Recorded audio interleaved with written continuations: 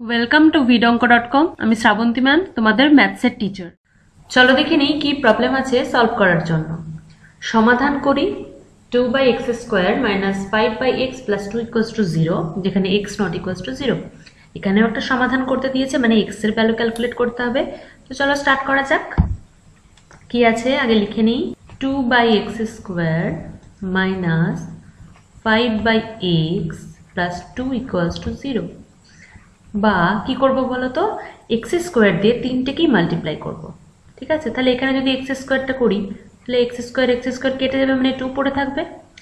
এখানে একটা x কাটবে, মানে x পড়ে থাকবে, প্লাস এখানে 2x² হয়ে যাবে = 0। বা আগে x² এর টার্ম লিখতে হবে আমাদেরকে, 2x² - 5x + 2 = 0। এবার জাস্ট মিডল টার্ম করব। 2 2 এ 4, মানে 4 1 4, তাহলে 5 চলে আসবে।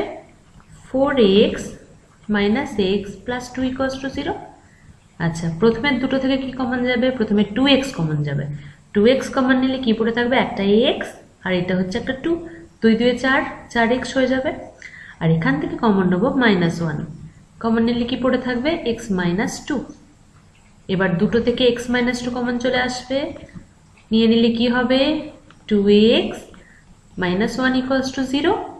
ব্যাস, দুটো ফ্যাক্টর পেয়ে গেলাম। তাহলে x এর ভ্যালুগুলো ক্যালকুলেট করে নিতে পারবো। x - 2 = 0 or 2x - 1 = 0। বা কত হবে এটাতে? x = 2, আর একটাতে কি হবে? x = ½ এটা আমাদের কমপ্লিট আনসার।